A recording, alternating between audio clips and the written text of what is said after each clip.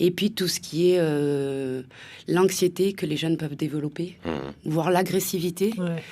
Et peut-être même, on peut aussi aller jusqu'à des jeunes qui vraiment se sentent pas bien du tout et qui peuvent éventuellement avoir des idées suicidaires. Oui, des TS, faire des tentatives de suicide. Donc ça peut aller jusque-là. Oui, ça va loin. Ça va vraiment très très loin. On parle souvent on parle de harceleurs, on parle de victimes, donc d'agresseurs, de victimes. On dit qu'il y a finalement dans le cyberharcèlement une relation triangulaire avec l'agresseur, la victime et souvent des témoins qui vont rester... le public. Le public. Le public, il peut jouer plusieurs rôles, effectivement. Il peut être juste observateur et ne rien faire. Il peut être participateur. Donc là, il va participer au harcèlement, un peu... pas forcément que sous la menace, mais voilà, pour plutôt se ranger du côté du harceleur, puisque le harceleur, en général, a une aura un peu plus grande. Donc, c'est une forme de peur ou bien une forme d'envie de participer. Ou alors, il peut observer et aller prévenir quelqu'un. Et c'est ce qu'on invite les gens à faire. S'ils sont témoins de quelque chose, c'est d'aller prévenir. D'essayer d'aider la personne qui est harcelée. Le problème, c'est qu'ils ont souvent peur que ça se retourne contre eux. Bien sûr, et donc, de devenir à leur tour victime. À leur tour, voilà. C'est vraiment ce qui peut freiner le public qui a envie d'aider, c'est d'avoir peur que ça se rabatte sur lui au final. J'ai une dernière question sur le cyberharcèlement, une question générale, et puis ensuite on va rentrer dans le détail concernant ce théâtre forum que vous allez proposer jeudi, donc 12 septembre, c'est-à-dire ce jeudi. Là, c'est de 18h à 20h30. Je rappelle que ce sera à la maison de quartier de Jacaranda à Dambéa.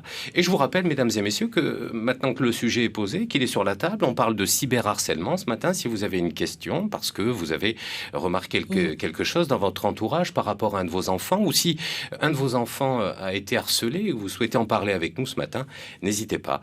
258.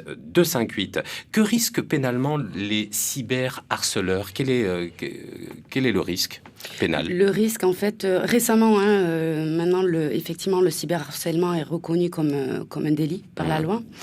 Donc, l'auteur de cyberharcèlement risque une peine d'emprisonnement et d'amende. Oui, une grosse amende. Alors après, il y a des circonstances aggravantes, mais il y a un risque, effectivement, d'emprisonnement et 1 800 000 CFP d'amende. Mais avec des amendes qui peuvent monter jusqu'à 3 600 000. Je reviens à la question que je vous ai posée tout à l'heure. C'est pas tous les jours que l'on entend dans les journaux, enfin à la radio, à la télé ou dans la presse papier, qu'un cyberharceleur a été condamné. Non, mais cependant, ça se passe quand même. Ça se passe quand même. Oui, ça se passe quand même. C'est ce que vous disiez, la personne de la police, de la brigade. Oui, de la brigade Céline Cuvillier qui fait un gros travail ici sur le territoire sur le cyberharcèlement.